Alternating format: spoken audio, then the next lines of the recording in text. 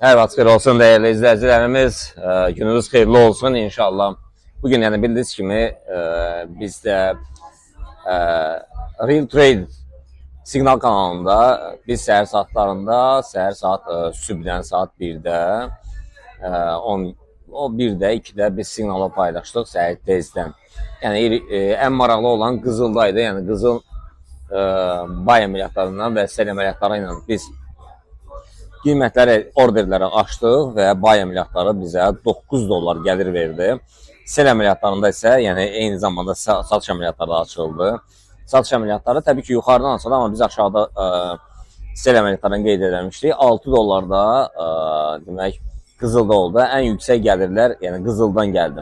Ondan sonraki valyuta təbii ki, ikinci yerdə Bitcoin gəldi. Bitcoin də super bir nəticə verdi. Yəni satış əməliyyatlarına alışlar formalaşmadı, amma satışlarda isə qəşəng gəlirlər verdi. Eyni zamanda neftdə də bizim əməliyyatlarımız açıldı və gəlirlə nəticələndi. Demək, dolların Yapon yerində, Yapon yerində olan rəqabətində, yəni əməliyyatlar açıldı, amma gəlirləri az oldu. Yəni bunun üçün də bütün traderlərin, bizim Real Trade siqnal kanalında olan traderlərin məsləhətim oldu ki, gəlir olanda mütləq və mütləq sığortalamaq lazımdır. Bunu yaddan çıxartmayın. Yəni sığorta olmasa mümkün deyil. Yəni təbii ki, bazar xaotikdir və qısa zaman ərzində bazar dönə bilər. Bunun üçün də biz indi sizə çalışaraq beynəlxalq maliyyə birjasında bugün nələri baş verəcək, o haqda söhbət açaraq bizim dəyərli traderimiz, dostumuz, əzizimiz Anar bəy sual verdi səhər saatlarında ki, qızıl yenə qalxacaqmı, qalxmayacaqmı sualını verdi. Təbii ki, qızıl demək, qızıl aşağıda 3372-lər dəstəkdir, amma 70 olarsa aşağı doğru istiqamətə davam etdirəcək. Amma yəni həmin nöqtədən aşağıda formalaşmasa təbii ki, qızıl 3440-45-lərə qədər qalxacaq. Gəlin biz baxaq, biz Telegram siqnal kanalında Bitcoin üçün satış əməliyyatlarını harada vermişik? Yəni 108-200-lərdə vermişik.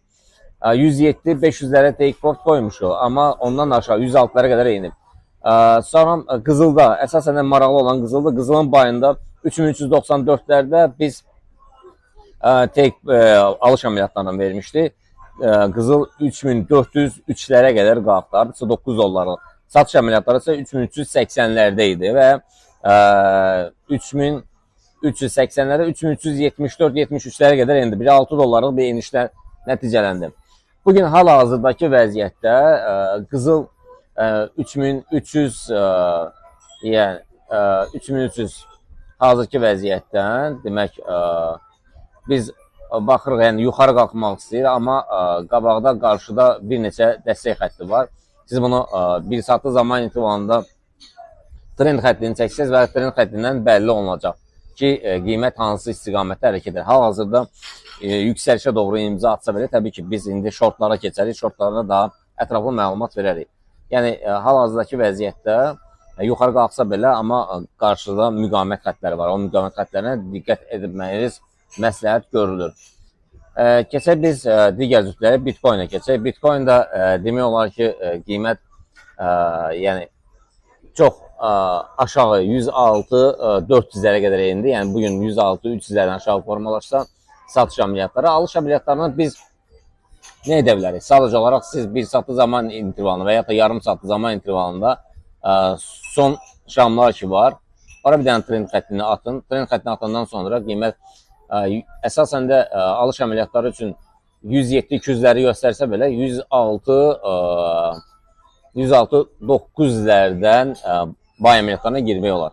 Amma satış əməliyyatlarımız 106-400-lərdən yenidən formalaşa bilər. Bunu nəzərdən qaçırmayın. Digər cütlərə gəldə isə funtun olan rəqabəti səhər saatlarında satış əməliyyatları təbii ki açılıb, amma korreksiyalar verir. Satışlar 1.35-500-lərdən aşağı formalaşmasında olacaq, amma bizim tələbələrimiz bilir ki, biz təbii ki satış əməliyyatlarına olsa həmin nöqtədən aşağıda formalaşmadı. formalaşmadığı üçün də, yəni hələ ki yuxarı korreksiyalar var. Alışlar isə 1.35 850-lərdən yuxarı formalaşmasında olacaq alışlar. Eləcə də biz evronda olan rəqabətinə gəldikdə isə, yəni 2 nöqtəni nəzərə çatdırın. Birinci 1.15 400-lərdə bundan aşağı formalaşsa, ikinci dəstək şam nəzəriyyəsi, yuxarı isə 1.15 870-lərdə. Yəni bunlara diqqət etmək lazımdır. Eyni zamanda digər cütlüklər gəldikdə isə düzdür, yazı Yapon yeni artıq səhər saatlarında, yəni indi 1 saat əvvəl, yəni sürətlə aşağı doğru istiqamətlə davam etdi, gəldi. Yəni bu gün ərzində 144 400-dən aşağı formalaşsa satışlara yol açacaq. Eləcə də dolların frank olan rəqabətində 1.81 200-lərdədir. Ondan aşağı formalaşsa, o da aşağı doğru istiqamətlə davam edəcək. Yəni digər cütlüklər haqqında isə biz short videoları keçərik. Hələlik bir də nəzər çatdırım ki, bizim Real Trade kanalını izləyən insanlar və üzv olan insanlara nəzər çatdırım ki, gəlirlər onda mütləq və mütləq sığortalığın gəlirlər.